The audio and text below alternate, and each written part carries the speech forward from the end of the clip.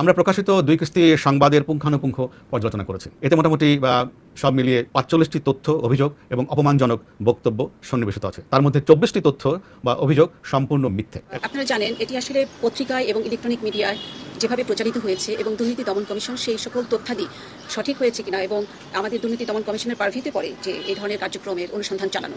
কিছুদিন সময় পাইলে তো গোপালগঞ্জ কিনে ফেলতেন মনে হয়। আমাদের সবাইকে আল্লাহ বাঁচাইছে যে বেশি দিন সময় পান না। আমি দেখা যাচ্ছে যে উনি বৈধ বা অবৈধ করে বেশ কিছু প্রপার্টি অ্যাপার্টমেন্ট এবং ব্লক করা হয়েছে, ব্যাংক অ্যাকাউন্ট জব্দ করা হয়েছে এবং আরও তথ্য উপাত্তের জন্য বিভিন্ন সংস্থার কাছে দুর্নীতি দমন কমিশনের পক্ষ থেকে আইনিভাবে চিঠি দেওয়া হয়েছে। বেনজির আহমেদের সব সম্পদে কি অবৈধ বলে গণিত হবে নাকি কিছু সম্পদ তাকে ফেরত দেওয়া হবে? প্রিয় দর্শক, এই বিষয়টি কিন্তু বিভিন্ন ধরনের প্রশ্ন। প্রিয় দর্শক, আপনারা সকলে জানেন বেনজির আহমেদ পুলিশের সাবেক আইজিপি। বেনজির আহমেদের এই হাজার হাজার কোটি টাকার সম্পদ অবৈধ বলে সরকার ঘোষণা করেছে। আদালত থেকে যে রায় হয়েছে তার সম্পত্তি বাজেয়াপ্ত হয়ে যাবে, কিন্তু তার এই দীর্ঘ চাকরি জীবনের যে সময়টা ছিল সেই সময় কি সে কিছু টাকাও উপার্জন করেনি হালালভাবে, যেই টাকাটা তার জন্য বৈধ হবে? এমন বিষয়টি নিয়ে কিন্তু বিভিন্ন ধরনের প্রশ্ন হচ্ছে। যদি প্রশ্ন হচ্ছে তাহলে কি তার এই সম্পত্তি কিছুটা ফিরিয়ে দেবে সরকার? এমন বিষয়ে গুরুত্বপূর্ণ কিছু আপডেট থাকবে। এমনকি বেনজির আহমেদের বর্তমান পরিস্থিতি কি, বেনজির আহমেদকে নিয়ে ব্যারিস্টার সুমন কি বলেছেন, বিস্তারিত তথ্য আপনাদেরকে ভিডিওতে তুলে দেবো। প্রিয় দর্শক, এই জন্য ভিডিওটি খুবই গুরুত্বপূর্ণ। এক সেকেন্ডেও না টেনে ধৈর্য সহকারে শেষ পর্যন্ত দেখবেন। চ্যানেলে নতুন দর্শক হলে অবশ্যই চ্যানেলটিকে সাবস্ক্রাইব করে পাশে থাকা বেল বাটনটি অন করে দিবেন। প্রিয় দর্শক, কথা না বাড়িয়ে ভিডিওতে একটি লাইক দিয়ে দেখতে থাকুন সম্পূর্ণ ভিডিওটি। আর কিছুদিন সময় পাইলে তো গোপালগঞ্জ কিনে ফেলতেন মনে হয়। আমাদের সবাইকে আল্লাহ বাঁচাইছে যে বেশি দিন সময় পান নাই। আমি দেখা যাচ্ছে যে উনি বৈধ বা অবৈধ করে যে সম্পদ বানাইছেন আর কিছুদিন হইলে হয়তো উনার জমির উপর দিয়ে আমাদের বঙ্গবন্ধুর মাজারে যাওয়া লাগবে। আপনার শত শত কোটি টাকার ব্যবসা প্রতিষ্ঠানের মালিক এর স্ত্রী ও 2 মেয়ে 2 লাখ শেয়ার কিনেছেন।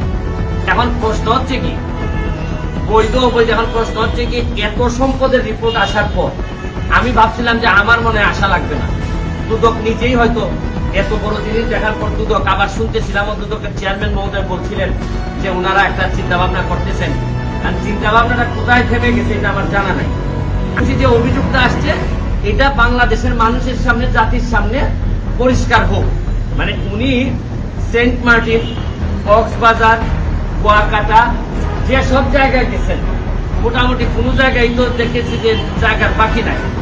আমাদের এখানে আগে অনেকদিন আগে হয়তো যে খুব শক্তিশালী মানুষ যে এলাকাতেই যাইতেন একটা করে বউ রেখে আসতেন, একটা করে বিয়ে করতেন।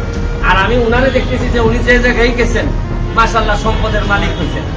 উনি বৈধ ভাবে উনি একটা ফেসবুকে লাইভ করে বলে দিলেন, তাতে তো আর এটা হবে না। এই জন্য আমি দুদককে অ্যাপ্লিকেশন দিয়ে গেলাম। এর পরবর্তীতে যে আপনারা জানেন যে যেসব ব্যবস্থা নিতে হয়, অ্যাপ্লিকেশন যদি দুদক মনে করে আমলে নিবে না, তখন আমার যেসব জায়গায় যাওয়ার বিষয় আছে আমি সব জায়গায় নক করব। আমার প্রশ্ন হচ্ছে যে বঙ্গবন্ধু কন্যা জননেত্রী শেখ হাসিনার একটা মিশন হচ্ছে গিয়ে দুর্নীতির বিরুদ্ধে প্রতিবাদ, দুর্নীতির বিরুদ্ধে কাজ করতে হবে এবং দাঁড়াতে হবে। আমি একজন এই প্রথম, কিন্তু আমি এমপি হিসাবে এই প্রথম আসছি। আগে আপনারা আমাকে দেখেছেন যে ব্যারিস্টার সুমন হিসেবে আসছি। আমি একটা জিনিস বলতে চাই যে এমপি হওয়া বা না হওয়া এটা কোনো ইস্যু না। ইস্যুটা হচ্ছে গিয়ে যে সব জায়গায় দুর্নীতির ব্যাপারে অন্যরা কথা বলবে না, আমার যদি সামর্থ্য থাকে, শক্তি থাকে, সাহস থাকে, আমি কথা বলবো। শুকুর আলহামদুলিল্লাহ আমি এখনো বেঁচে আছি। আর বেঁচে যে শুধু আছি তা না, 1 লাখ ভোটের ব্যবধানে এই আমি এমপিও নির্বাচিত হয়েছি। খুবই সংখ্যার যে বিষয়টা, একজন আইজিপি মহোদয়ের যদি এত সম্পত্তির অভিযোগ থাকে, তাইলে অনেক সৎ পুলিশ অফিসার আছে, তারাই এই নিউজটা পাওয়ার পর এরা তো সততা টিকায় রাখা মুশকিল হবে। আর এরা একটা প্রতিযোগিতায় নেমে যাবে যে আমি তো আইজিপি মহোদয়ের যদি 700-1400 বিঘা থাকে, তা আমি এসপি, তা আমার কি আমি একবারে কম? আমি ডিআইজি, আমি কি একেবারে কম? আচ্ছা আমার বাড়ি না হয় ওই জায়গায় না বা গোপালগঞ্জে না, তাদের মধ্যে একটা প্রতিযোগিতা শুরু হবে। আমি এমপি হিসাবে আমার 2টা উপজেলা আছে, 2টা উপজেলা আমার 2টা থানা আছে, 2জন ওসি মহোদয় আছেন। আমি যে তাদেরকে বলবো যে ভাই প্লিজ দুর্নীতি করা যাবে না, 2 নাম্বারই করা যাবে না, মানুষকে কষ্ট দেওয়া যাবে না, এরা যদি বলে আরে আপনি এত কথা রাখেন তো, আমি যে ডিপার্টমেন্ট থেকে আইছি এই ডিপার্টমেন্টের আইজিপি মহোদয়ের কত সম্পদ আপনি জানেন, আপনি আমাদেরকে ঠকায়েন না, এইসব কথা বললেও তো আমার প্রশ্নের উত্তর দেওয়া কঠিন। এই জন্যই আমি চাচ্ছি যে দুদক বলুক, যে উনি করছেন কিনা, তাইলে আমি আমার ওসি মহোদয়, এসপি মহোদয়কে বলতে পারবো যে দেখেন এই সব 2 নাম্বারই করলে কিন্তু এটা ভালো হবে না। আমরা প্রকাশিত 2 কিস্তি সংবাদের পুঙ্খানুপুঙ্খ পর্যালোচনা করেছি। এতে মোটামুটি সব মিলিয়ে 45টি তথ্য, অভিযোগ এবং অপমানজনক বক্তব্য সন্নিবেশিত আছে। তার মধ্যে 24টি তথ্য বা অভিযোগ সম্পূর্ণ মিথ্যে এবং কল্পনাপ্রসূত। 2টি বিষয়কে 7 বার পুনরাবৃত্তি করা হয়েছে এবং 2টি বিষয় তথ্যকে ভুল প্রেক্ষাপটে বিকৃতভাবে পরিবেশন করা হয়েছে। বাকি 10টি অভিযোগ বা তথ্যকে ফুলিয়ে ফাঁপিয়ে শুধু তিলকে তাল নয়, তাল গাছের ঝাড় সমেত তাল বানিয়ে ভুলভাবে উপস্থাপন করা হয়েছে।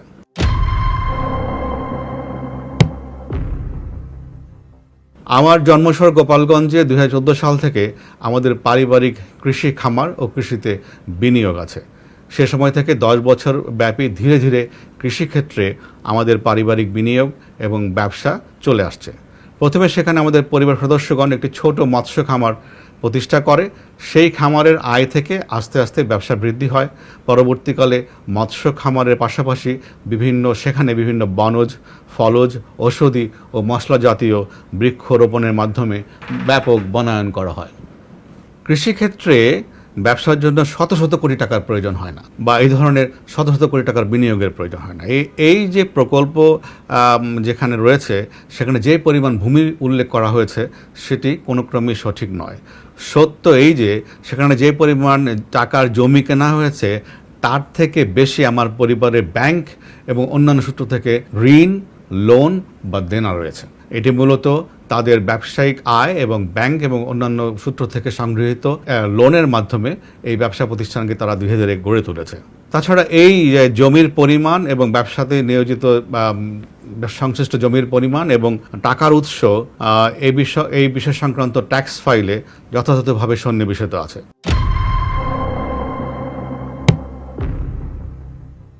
আমি সরকারি চাকরিজীবী হলেও আমার স্ত্রী এবং পরিবারের সদস্যদের এদেশের ব্যবসা বাণিজ্য করার সাংবিধানিক অধিকার রয়েছে। আমার সরকারি চাকরি কোনো মতেই এদেশে তাদের ব্যবসা বাণিজ্য করা বা সম্পত্তি অর্জনের ক্ষেত্রে বাধা হয়ে দাঁড়াতে পারে না। আমাদের দেশের সংবিধান এবং তাদের মৌলিক অধিকারের যে সুযোগ রয়েছে সে অনুযায়ী এটা কখনই তাদের কাছে কোনো ধরনের বাধা হতে পারে না। আমার স্ত্রীর পরিবার সম্পর্কে অত্যন্ত আপত্তিজনক মন্তব্য করা হয়েছে। তার পিতা বাংলাদেশের একজন পদস্থ সরকারি কর্মকর্তা ছিলেন, তার পরিবারের সদস্যবৃন্দ সমাজে প্রতিষ্ঠিত। আমার স্ত্রী বিগত 24 বছর ধরে তার ব্যক্তিগত ও ব্যবসায়িক আয়ের বিপরীতে সরকারকে ট্যাক্স প্রদান করে আসছে। আরও দুঃখের বিষয়, ক্ষোভের বিষয় এই যে বাংলাদেশের সংবিধান অনুযায়ী প্রত্যেক মানুষের ব্যক্তিগত গোপনীয়তার অধিকার রয়েছে, কিন্তু এই সংবাদ সমূহেতে আমার পরিবার সদস্যদের পাসপোর্ট, তাদের এনআইডি, তাদের ইমেইল নাম্বার এগুলোকে এক্সপোজ করে দেওয়া হয়। প্রিয় দর্শক, আশা করি সম্পূর্ণ ভিডিওটি দেখলেন। ভিডিও দেখে বসে বুঝতে পেরেছেন যে বেনজির আহমেদের যে এই হাজার হাজার কোটি টাকার সম্পদ যে অবৈধ বলে ঘোষণা করেছে, এমনকি তার এই অবৈধ সম্পদ সে কোনোভাবে বৈধ করবে এমন কোনো আশঙ্কা নেই, এমনকি এমন কোনো কাজ সে করেনি যে এই টাকা, এই সম্পত্তি সে বৈধ বলে ঘোষণা দিতে পারবে, কারণ সে এই হাজার হাজার কোটি টাকা কিন্তু অবৈধভাবে সে উপার্জন করেছে। প্রিয় দর্শক, এই জন্য কিন্তু বেনজির আহমেদের এই হিসাব দিতে পারবে না, বিদায় বেনজির আহমেদকে কিন্তু আইনের আওতা নিয়ে তাকে এভাবে এই দোষ দেওয়া হচ্ছে, এমনকি তার এই দোষগুলোকে প্রকাশ করা হয়েছে, আর দোষ প্রকাশ করেই কিন্তু তার এই সম্পত্তি বাজেয়াপ্ত করেছে বর্তমান সরকার। প্রিয় দর্শক, এই একটি বিচার হয়েছে বেনজির আহমেদের, এমন অনেকের বিচার কিন্তু হচ্ছে আমাদের বর্তমান সরকার, বিশেষ করে চতুর্থবারের মতো ক্ষমতা এসে নতুন করে আরও কিছু এরকম অবৈধ বিষয় তুলে ধরেছেন, এমনকি তাদেরকে উপযুক্ত শাস্তি দিচ্ছেন। প্রিয় দর্শক, এই বেনজির আহমেদকে নিয়ে অনেকের মন্তব্য রয়েছে। প্রিয় দর্শক, আপনার কোনো মতামত থাকলে অবশ্যই আপনার মূল্যবান মতামতগুলো কমেন্ট বক্সে জানিয়ে দেবেন, এমনকি ভিডিওটি শেয়ার করে সকলের মাঝে ছড়িয়ে দেবেন। প্রিয় দর্শক, আজকের মতো এখানে শেষ করছি। ভালো থাকুন, সুস্থ থাকুন, আবারও দেখা হচ্ছে পরবর্তী ভিডিওতে।